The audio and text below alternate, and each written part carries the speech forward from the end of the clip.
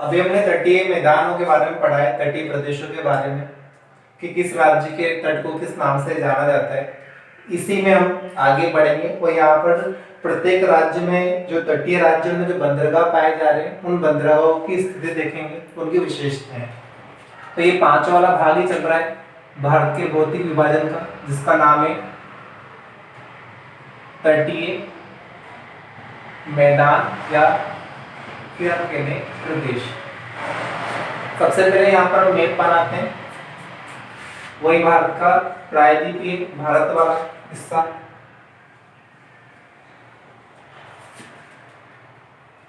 यहाँ पर ये भारत और यहाँ पर ये श्रीलंका।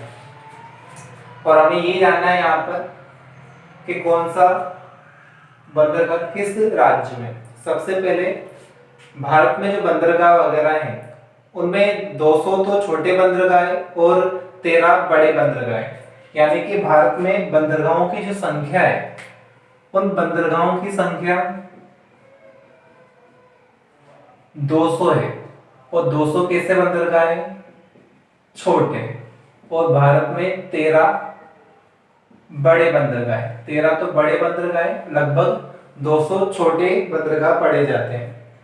तो इन 200 छोटे बंदरगाह को तो नहीं, हमें 13 बड़े बंदरगाहों को देखना है जो भारत में समुद्री व्यापार के लिए जाने जाते हैं। भारत में जो समुद्री व्यापार है वो बंदरगाहों के द्वारा होता है और बड़ी नदियों में भी समुद्री व्यापार आपके जल परिवहन जाना जाता है। आंतरिक बंदरगाह में आंतरिक बंदरगाह होते हैं, वहां पर आंतरिक जल परिवहन होता है। तो यहाँ पर हमें देखना है बड़े बंदरगाह। तो सबसे पहले हम यहाँ पर जो देखा था, ये भारत का जो पश्चिमी तट है, इस भारत के पश्चिमी तट पर कौन कौन से तटीय प्रदेश है। यानी कि इस जो गुजरात में जो तट है उस गुजरात के तट को किस नाम से जाना जाता है। हमने पहले वाली क्लास में पढ़ा है कि गुजरात के तट को कहा जाता है आपकी काठियावाड़, महाराष्ट्र के तट को कहा जाता है कोंकण, कर्नाटक के तट को कहा जाता है कन्नड़ का तट और केरल के तट को कहा जाता है मालाबार का तट।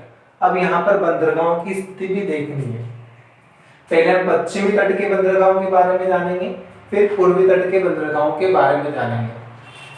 तो मैं बंदरगाहों को, जो बड़े बंदरगाह हैं उन बड़े बंदरगाहों को मैं यहाँ पर स्टार से बना दूंगा, क्रमांक यहाँ पर लिख दूंगा बड़े बंदरगाहों में। जिससे सबसे पहला बड़ा बंदरगाह जो है हम यहाँ पर देखते हैं, ये पहला बड़ा बंदरगाह यहाँ पर।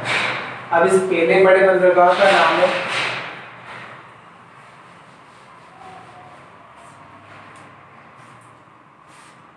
ये है आपके कांडला बंदरगाह। ये बड़ा बंदरगाह है। कांडला बंदरगाह भारत में एक बड़ा बंदरगाह है जो कहाँ स्थित है? यहाँ पर। इसके बाद यहाँ गुजरात में 2 और एक यहाँ पर 3 छोटे बंदरगाह हैं।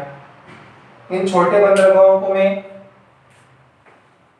इस ब्लू से बनाता हूं। ये छोटा बंदरगाह यहाँ पर है, इसका नाम है आपके दाहोद, यहाँ पर है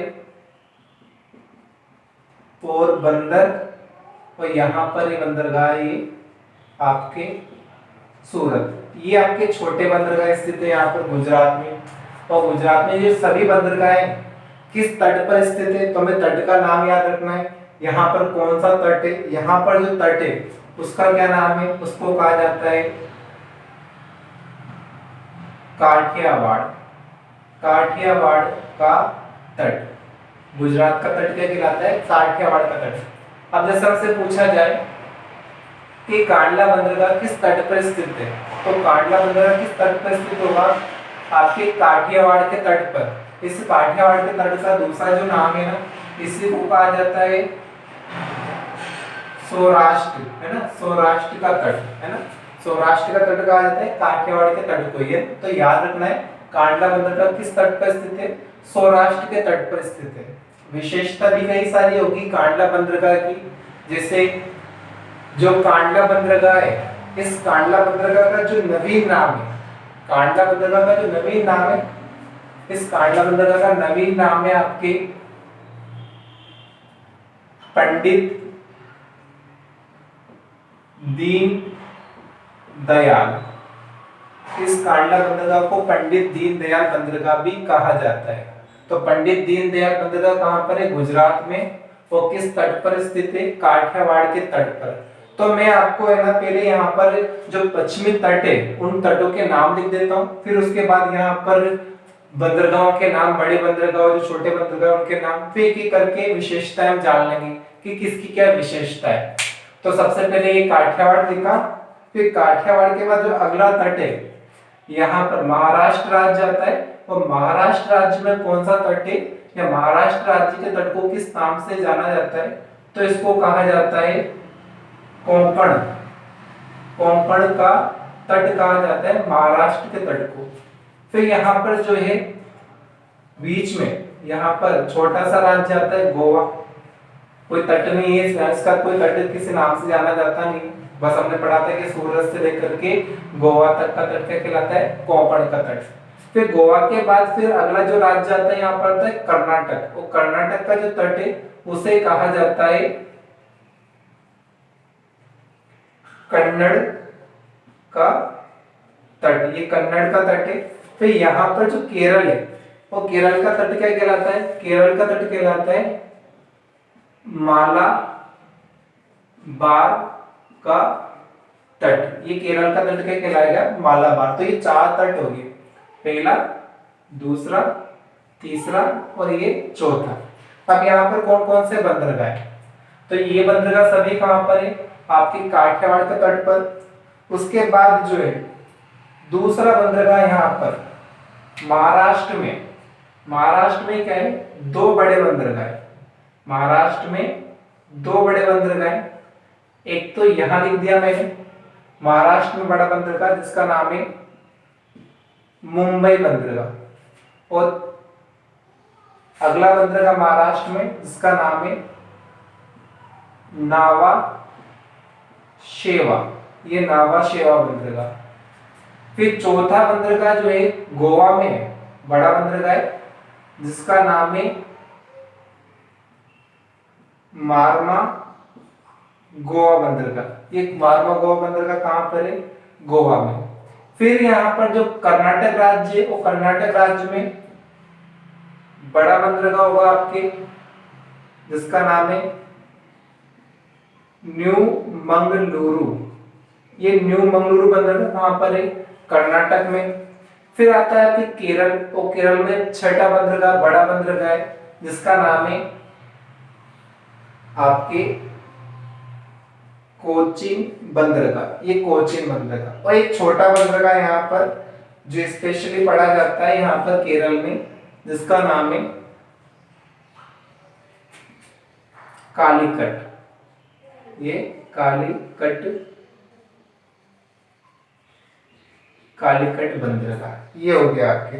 ये पश्चिमी तट के बंदरगाह हो गए जिनको हमें देखना है, विशेषताएं भी देखनी है और उनमें क्या कौन सा व्यापार होता है, क्या है और क्या विशेषता में यहाँ पर देखेंगे। तो सबसे पहले हम जानते हैं कांडला बंदरगाह के बारे में। अब जो कांडला बंदरगाह की पहली विशेषता तो क्या है?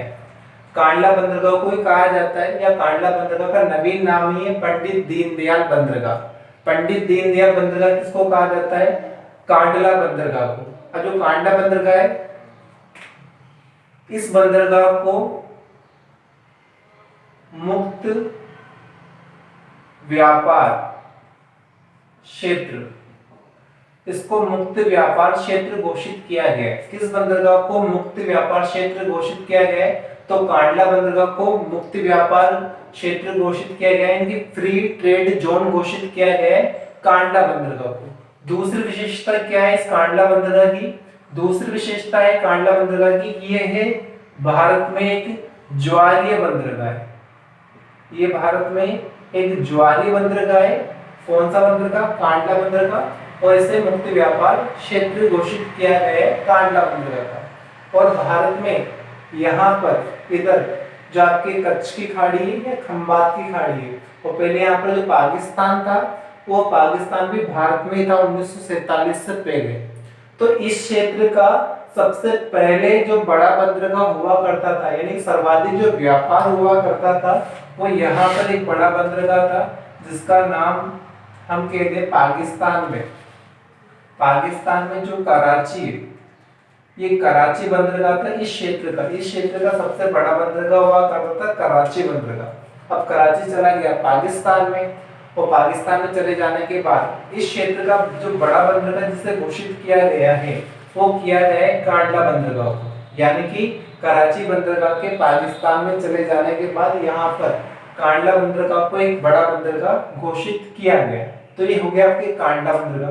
बाकी छोटे बंदरगाह याद रखना, गुजरात में कुछ छोटे बंदरगाह भी है, दाहोद है, पोरबंदर है, सूरत है। और बाकी जो दाहोद बंदरगाह है, इस दाहोद बंदरगाह को कहा जाता है रसायन बंदरगाह कहा जाता है दाहोद बंदरगाह को। छोटा बंदरगाह है, यहाँ पर 6 बड़े बंदरगाह पड़े हैं हमने, है ना। तो ये हो गया आपके रसायन बंदरगाह यानी कि दाहोद। बाकी फिर पोरबंदर है, सूरत है, वो सभी की सभी किस तट पे स्थित है? काठियावाड़ के तट पर। अब आते हैं कोंकण के तट पर, यानी कि महाराष्ट्र के तट पर कौन कौन से बंदरगाह है? एक तो मुंबई बंदरगाह है और दूसरा नाहवा शेवा बंदरगाह है। दोनों महाराष्ट्र में है और दोनों किस तट पर स्थित है? कोंकण के तट पर स्थित है। अब बात करते हैं मुंबई की।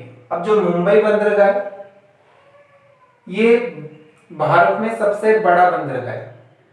भारत का सबसे बड़ा बंदरगाह कौन सा है? मुंबई बंदरगाह। बड़ा किसमें? ऐसे नहीं कि क्षेत्रफल में बड़ा, बड़े का मतलब है यहाँ पर सर्वाधिक व्यापार होता है। भारत में सर्वाधिक व्यापार कहां से होता है? समुद्री व्यापार मुंबई बंदरगाह से। ऐसा बताया जाता है भारत का जितना भी व्यापार है, जितना भी समुद्री व्यापार होता है 100%, उसका एक चौथाई व्यापार इसी मुंबई बंदरगाह से होता है। भारत का लगभग एक चौथाई व्यापार इसी मुंबई बंदरगाह से होता है। इसलिए हम कह सकते हैं भारत का सबसे बड़ा बंदरगाह कौन सा है? मुंबई बंदरगाह।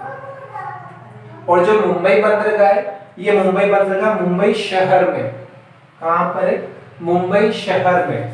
और ये बताया जाता है मुंबई शहर में स्थित है। और मुंबई शहर किस द्वीप पर स्थित है? तो मुंबई शहर यहाँ पर एक द्वीप है, उस द्वीप का नाम है सालसेट द्वीप। जो मुंबई शहर है वो सालसेट द्वीप पर स्थित है। और ये बंदरगाह मुंबई बंदरगाह भी कहां पर है? मुंबई शहर में। यानी कि ये मुंबई बंदरगाह भी किस द्वीप पर स्थित होगा? सालसेट द्वीप पर स्थित होगा। तो याद रखना, मुंबई बंदरगाह किस द्वीप पर स्थित है? सालसेट द्वीप पर स्थित है। और भारत का सबसे बड़ा बंदरगाह कौन सा है? मुंबई बंदरगाह। और क्यों बड़ा है? क्योंकि भारत की कुल व्यापार का एक चौथाई व्यापार इसी बंदरगाह से होता है। कुल समुद्री व्यापार का एक चौथाई व्यापार किस बंदरगाह से होता है? मुंबई बंदरगाह से। अब आता है अगला बड़ा बंदरगाह कोंकण में ही, कोंकण के तट पर यानी महाराष्ट्र में, जिसका नाम है नावा शेवा। अब ये नावा शेवा बंदरगाह है, ये बंदरगाह मुंबई बंदरगाह के भार को कम करने के लिए विकसित किया गया है। यानी कि यहाँ का जो समुद्री व्यापार है वो कुछ यहाँ से भी किया जाए, यहाँ पर ज्यादा लोड हो रहा है तो उसके व्यापार को यहाँ पर ट्रांसफर किया गया। तो इस नावा शेवा बंदरगाह को एक बड़े बंदरगाह के रूप में विकसित किया गया मुंबई बंदरगाह के भार को कम करने के लिए। तो ये मुंबई बंदरगाह के भार को कम करने के लिए नावा शेवा विकसित किया गया है। तो इतना विकसित कर दिया गया है कि वर्तमान में इसको सबसे बड़ा बंदरगाह बताया जाता है। कि भारत का सबसे बड़ा बंदरगाह कौन सा है? नावा शेवा। नावा शेवा सबसे बड़ा बंदरगाह कई सारे गाइडों में बताया जाता है, मुंबई को भी नहीं बताया जाता, नावा शेवा को बताया जाता है। क्योंकि नावा शेवा जो है भारत का पूर्णतया कंप्यूटरीकृत बंदरगाह है। अति आधुनिक बंदरगाह है। जो आपके नावा शेवा बंदरगाह है अति आधुनिक बंदरगाह है और पूर्णतया कंप्यूटरीकृत बंदरगाह है ये नावा शेवा बंदरगाह। नावा शेवा बंदरगाह की मुख्य विशेषता क्या है? नावा शेवा बंदरगाह का जो नवीन नाम है वो है जवाहर। नावा शेवा का जो नवीन नाम है वो क्या है? जवाहर बंदरगाह। यानी कि किस बंदरगाह को जवाहर बंदरगाह कहा जाता है? पंडित जवाहरलाल नेहरू के नाम पर इसका नाम है। तो जवाहर बंदरगाह किसको कहा जाता है? नावा शेवा को कहा जाता है। तो ये नावा शेवा में याद रखना है, ये उपनाम है आपको याद रखना है कि किस बंदरगाह को किस उपनाम की संज्ञा दी गई है। तो ये हो गया नावा शेवा। अब आता है आपके गोवा राज्य में स्थित है जिसका नाम है मारवा गोवा।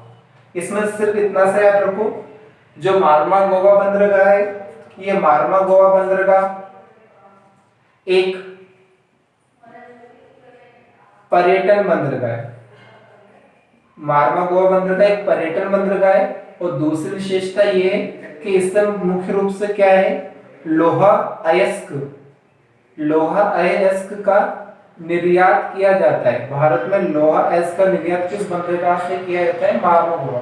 सभी से किया जाता है, लेकिन ये मुख्य रूप से क्या है? इससे लोहा अयस्क निर्यात किया जाता है। और ये क्या है? पर्यटन बंदरगाह है। तो मारवा गोवा बंदरगाह कैसा है? पर्यटन बंदरगाह है। वह कैसा बंदरगाह है? बड़ा बंदरगाह। ये बड़ा बंदरगाह है मारवा गोवा में। अब आता है कर्नाटक राज्य। और कर्नाटक राज्य में एक बड़ा बंदरगाह है जिसका नाम है न्यू मंगलुरु। कर्नाटक राज्य में एक बड़ा बंदरगाह है न्यू मंगलुरु बंदरगाह। और न्यू मंगलुरु बंदरगाह कहां पर है? कन्नड़ के तट पर। इस न्यू मंगलुरु बंदरगाह की सबसे मुख्य विशेषता ये है कि न्यू मंगलुरु बंदरगाह जो भारत में 13 बड़े बंदरगाह है। भारत में कितने बड़े बंदरगाह बताए जाते हैं? 13 बड़े। इन 13 बड़े बंदरगाहों में सबसे छोटा बंदरगाह, जो 13 बड़े बंदरगाह हैं, उन 13 बड़े बंदरगाहों में सबसे छोटा बंदरगाह, 13 बड़े बंदरगाहों में सबसे छोटा बंदरगाह कौन सा है? न्यू मंगलुरु बंदरगाह। और इस बंदरगाह से जो है ईरान जो देश है, ईरान देश को लोहे का निर्यात किया जाता है। ईरान देश को लोहे का निर्यात किस बंदरगाह से किया जाता है? तो न्यू मंगलुरु बंदरगाह से ईरान देश को लोहे का निर्यात, यानी कि लोहा अयस्क का निर्यात किया जाता है ईरान देश को। तो ये दो बातें याद रखो न्यू मंगलुरु में। एक तो ये 13 बड़े बंदरगाहों में सबसे छोटा बंदरगाह है, और दूसरी विशेषता इससे ईरान देश को लोहे का निर्यात किया जाता है। अब आता है नेक्स्ट बंदरगाह, जो कि केरल में मालाबार तट पर स्थित है। नाम है कोचीन। अब जो कोचीन बंदरगाह है, ये कोचीन बंदरगाह यहीं पर इसकी विशेषता यहां लिखते हैं। जो कोचीन बंदरगाह है, इस कोचीन बंदरगाह पर भारत का सबसे बड़ा शिप यार्ड, भारत का सबसे बड़ा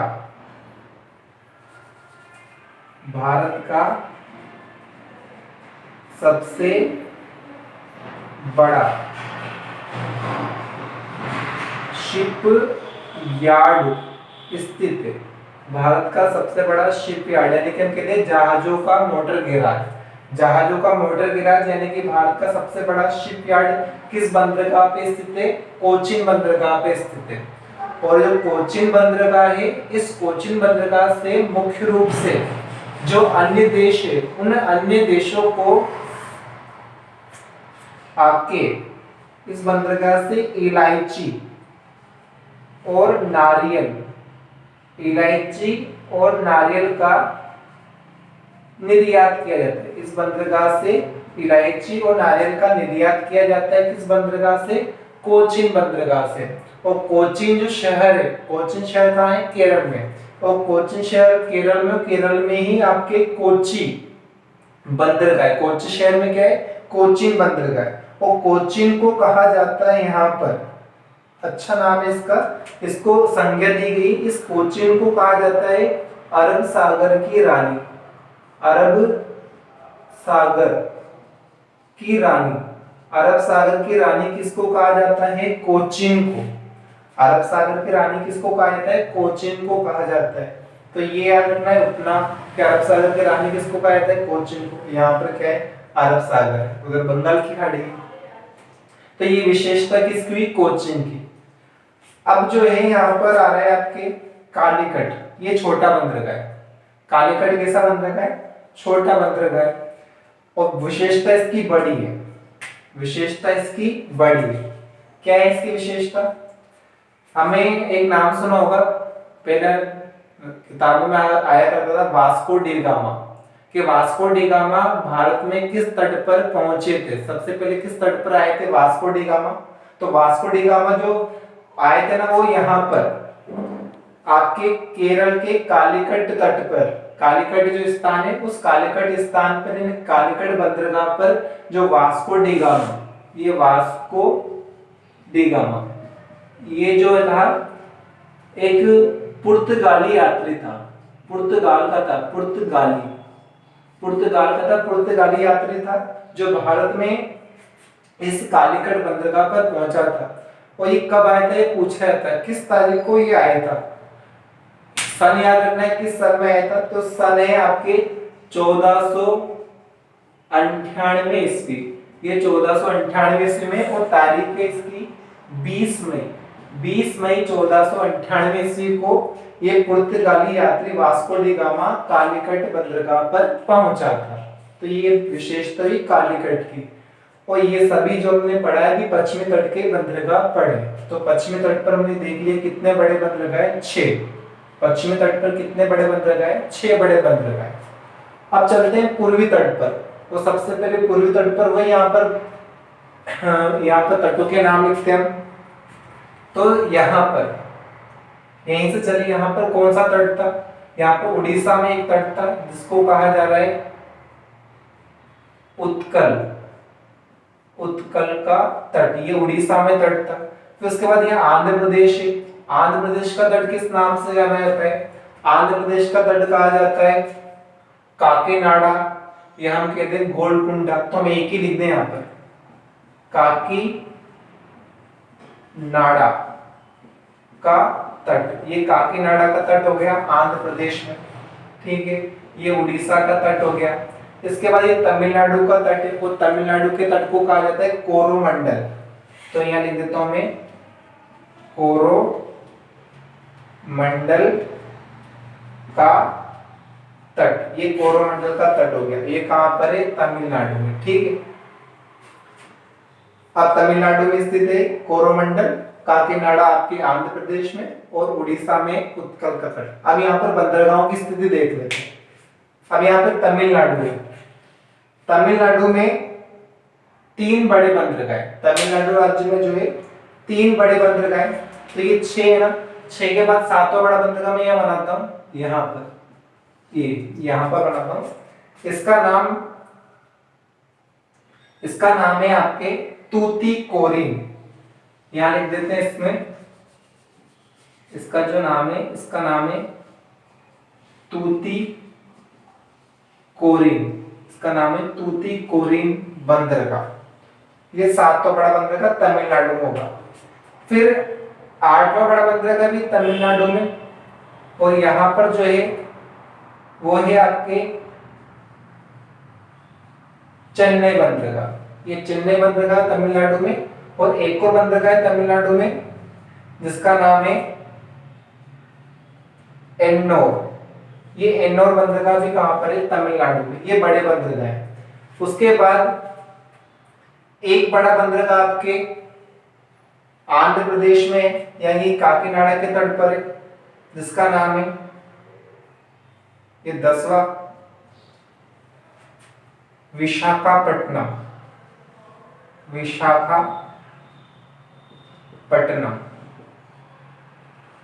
ये विशाखापट्टनम बंदरगाह, ये आंध्र प्रदेश में। उसके बाद 11वां बड़ा बंदरगाह आपके यहाँ उड़ीसा में, इसका नाम है पारादीप बंदरगाह। ये पारादीप बंदरगाह उड़ीसा में। और एक बंदरगाह यहाँ पर आपके पश्चिम बंगाल राज्य में। और पश्चिम बंगाल राज्य में जो बंदरगाह, इसका नाम है कोलकाता बंदरगाह। ये 12वां बड़ा बंदरगाह। एक कोई क्रम से बंदरगाह नहीं है कि पहला है दूसरा है, ये हमारी क्रम चल रहा है बस, वो वाला क्रम है। इधर से हम वो पूर्व की ओर जा रहे हैं। तो कोलकाता बंदरगाह कहाँ पर है? आपके पश्चिम बंगाल में। इसके बाद जो एक बंदरगाह होगा 13वां बड़ा बंदरगाह यहाँ पर होगा अंडमान निकोबार द्वीप समूह में, जिसका नाम होगा पोर्ट ब्लेयर। वो हम देख लेंगे यहाँ पर 13वां बड़ा बंदरगाह। तो सबसे पहले पूर्वी तट के बंदरगाहों के बारे में हम जानते हैं। तो बात होती है तूतीकोरिन की। अब तूतीकोरिन बंदरगाह कहाँ पर? सबसे पहले देखो, तूतीकोरिन बंदरगाह स्थित है आपके तमिलनाडु में। कहाँ स्थित है? तमिलनाडु में। और तूतीकोरिन बंदरगाह भारत का सबसे दक्षिणतम बंदरगाह है। सबसे दक्षिणी बंदरगाह कौन सा है भारत में?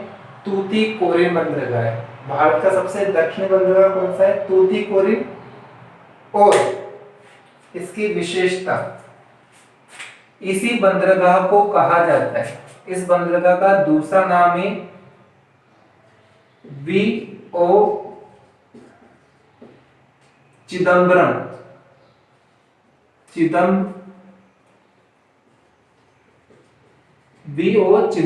बंदरगाह। वी.ओ. चिदम्बरम बंदरगाह किसको कहा जाता है? तूतीकोरिन को ही कहा जाता है। तूतीकोरिन को ही कहा जाता है वी.ओ. चिदम्बरम बंदरगाह। और ये बंदरगाह भारत का सबसे प्राचीन प्राकृतिक बंदरगाह है। भारत का सबसे प्राचीन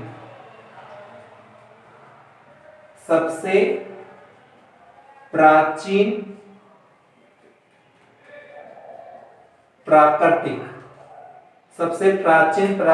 बंदरगाह कौन सा है? तूतीकोरिन बंदरगाह है। और भारत का सबसे दक्षिणी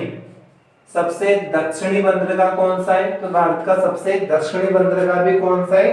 तूतीकोरिन है। और तूतीकोरिन की एक और विशेषता यहाँ पर निकल कर आती है कि तूतीकोरिन बंदरगाह कहाँ पर स्थित है? तो तूतीकोरिन बंदरगाह जो है मन्नार की खाड़ी में। तूतीकोरिन बंदरगाह कहाँ स्थित है? मन्नार की खाड़ी में। अब यहाँ पर मैं आपको कैसे बता देता हूँ। यहाँ पर जो आपकी श्रीलंका है, यहाँ पर श्रीलंका बना हुआ था, ये देख लेना, ये जो श्रीलंका है, ठीक है। और श्रीलंका में इधर राम सेतु बना है ना। इस राम सेतु का जो इधर वाला जो जल क्षेत्र है, यहाँ का जो जल क्षेत्र है वो तो कहलाती है मन्नार की खाड़ी। और इधर का जो जल क्षेत्र है वो कहलाती है पाक की खाड़ी। यहाँ पर तो पाक की खाड़ी और यहाँ पर मन्नार की खाड़ी। तो ये मन्नार की खाड़ी में स्थित है। जो आपके तूतीकोरिन बंदरगाह है इस खाड़ी में स्थित है, मन्नार की खाड़ी में। वो भारत का सबसे दक्षिणी बंदरगाह है, भारत का सबसे प्राचीन प्राकृतिक बंदरगाह है। किस बंदरगाह को वी.ओ. चिदम्बरम कहा जाता है? तो वी.ओ. चिदम्बरम भी किसको कहा जाता है? तूतीकोरिन को। ये हो गया आपके तूतीकोरिन बंदरगाह। फिर आता है चेन्नई बंदरगाह। अब चेन्नई बंदरगाह की विशेषता ये कि चेन्नई बंदरगाह भारत का सबसे प्राचीन कृत्रिम बंदरगाह है। भारत का सबसे प्राचीन कृत्रिम, ये प्राकृतिक है, ये सबसे प्राचीन प्राकृतिक बंदरगाह है। और जो चेन्नई बंदरगाह है ना, ये चेन्नई बंदरगाह भारत का सबसे प्राचीन कृत्रिम बंदरगाह, आर्टिफिशियल। भारत का सबसे प्राचीन कृत्रिम बंदरगाह कौन सा है? चेन्नई बंदरगाह। और भारत में जो है ऊंचाइयों का जो मापन किया जाता है, यानी कि ऊंचाइयों का मापन, यानी कि किसी भी बिल्डिंग की या किसी भी, हम कहते हैं किसी भी चोटी की, जैसे भारत की सबसे ऊंची चोटी कौन सी है? भारत की सबसे ऊंची चोटी K2 है, उसके बाद कंचनजंगा है। तो उनकी जो ऊंचाइयों का जो मापन किया गया है, वो ऊंचाइयों का मापन किया गया है चेन्नई बंदरगाह से। और ऊंचाइयों का मापन जो होता है समुद्र तल से हुआ करता है। किसी भी स्थान की या किसी भी चोटी की या किसी भी धरातल की जो ऊंचाई का मापन किया जा रहा है कि कितनी ऊंचाई पर है, तो ऊंचाई पर कितने, वो ऊंचाइयों का मापन होता है समुद्र तल से। और समुद्र तल भी कहाँ का? इस चेन्नई बंदरगाह का। तो पूछा जाता है भारत में ऊंचाइयों का मापन किस बंदरगाह से या किस समुद्र तल से किया जाता है? तो भारत में ऊंचाइयों का मापन किया जाता है चेन्नई बंदरगाह से। तो याद रखना, भारत में ऊंचाइयों का मापन, तो ऊंचाई का मापन किया जाता है चेन्नई बंदरगाह से। भारत में ऊंचाई का मापन कहां से किया जाता है? चेन्नई बंदरगाह से किया जाता है। तो ये दो चीजें याद रख लेना चेन्नई बंदरगाह में। फिर आता है एन्नोर बंदरगाह। एंडोर बंदरगाह की विशेषता बस इसके उपनाम में याद रखना है। एंडोर बंदरगाह में याद रखना है, जो एंडोर बंदरगाह है, इस एंडोर बंदरगाह को कहा जाता है ऊर्जा बंदरगाह। इसको ऊर्जा बंदरगाह कहा जाता है। इसी बंदरगाह को काम राजार, वहां किसी मुख्यमंत्री का नाम होगा, उसके नाम पर रखा गया है। इसको काम राजार बंदरगाह और एनर्जी बंदरगाह कहा जाता है। किसको? एंडोर बंदरगाह को। ये भी कैसा बड़ा बंदरगाह, ये भी कैसा बंदरगाह है? बड़ा बंदरगाह है। तो ये दो नाम याद रखना, ऊर्जा बंदरगाह और काम राजार बंदरगाह। किसको कहते हैं? एंडोर को। अब आता है काकीनाडा में विशाखापट्टनम बंदरगाह। काकीनाडा में कौन सा बंदरगाह आता है? विशाखापट्टनम, जो कि आंध्र प्रदेश में स्थित है। आंध्र प्रदेश में पहले एक छोटा बंदरगाह भी आप देख लें। आंध्र प्रदेश में एक छोटा बंदरगाह है यहां पर, जिसका नाम है मछलीपट्टनम। मछलीपट्टनम बंदरगाह, ये भारत का, ये मछलीपट्टनम जो बंदरगाह है ना, इसमें आपको याद रखना है कि मछलीपट्टनम बंदरगाह में अंग्रेजों के द्वारा पहली व्यापारिक तटीय बस्ती स्थापित की गई थी। भारत में सबसे पहले अंग्रेजों के द्वारा व्यापारिक तटीय बस्ती कहाँ स्थापित की गई? तो मछलीपट्टनम में। कब स्थापित की गई थी? तो स्थापित की गई थी आपके 1611 ईस्वी में। पहली व्यापारिक, यानी कहता हूं व्यापारिक तटीय बस्ती, अंग्रेजों के द्वारा अपनी पहली व्यापारिक तटीय बस्ती कहाँ स्थापित की गई? मछलीपट्टनम में। कब स्थापित की गई? 1611 ईस्वी में। तो ये भी याद रखेंगे, हिस्ट्री का प्रश्न है, वैसे याद रखना है। तो अंग्रेजों के द्वारा पहली व्यापारिक तटीय बस्ती मछलीपट्टनम में। फिर आता है विशाखापट्टनम। अगला बंदरगाह आता है विशाखापट्टनम। विशाखापट्टनम की सबसे मुख्य विशेषता, जो भारत में 13 बड़े बंदरगाह है, उन 13 बड़े बंदरगाहों में सबसे गहरा बंदरगाह कौन सा है? विशाखापट्टनम। और इन 13 बड़े बंदरगाहों में सबसे सुरक्षित भी कौन सा है? विशाखापट्टनम। तो याद रखना, ये 13 बड़े बंदरगाहों में सबसे गहरा बंदरगाह है। सबसे गहरा बंदरगाह कौन सा है? विशाखापट्टनम में। और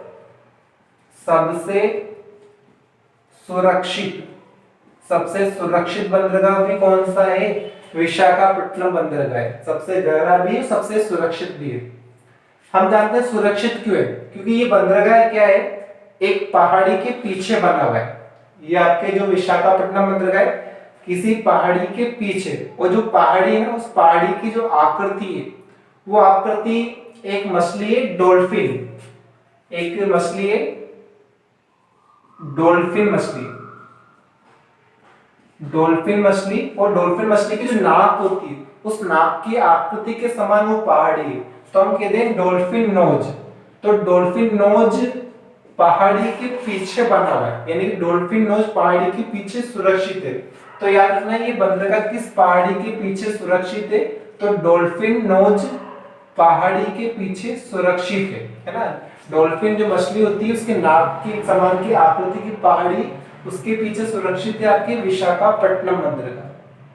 तो दो चीजें याद रखनी, सबसे गहरा और सबसे सुरक्षित बंदरगाह कौन सा है? विशाखापट्टनम। किस पहाड़ी के पीछे सुरक्षित है? तो डॉल्फिन नोज पहाड़ी के पीछे सुरक्षित है। फिर अगला बंदरगाह आता है आपके उड़ीसा में, पारादीप बंदरगाह। उड़ीसा में आता है पारादीप बंदरगाह। और पारादीप बंदरगाह में आपको याद रखना है, जो ये 13 बड़े बंदरगाह हैं, उन 13 बड़े बंदरगाहों में ये ऐसा बंदरगाह है जो कि सभी मौसमों में कार्य करता है। पूरे 12 महीने सभी मौसमों में कार्य करने वाला बंदरगाह कौन सा है? पारादीप। सभी मौसमों में, यानी कि सभी ऋतुओं में, सभी मौसमों में कार्य करने वाला बंदरगाह है पारादीप बंदरगाह। और पारादीप बंदरगाह से मुख्य रूप से, पारादीप से ईरान देश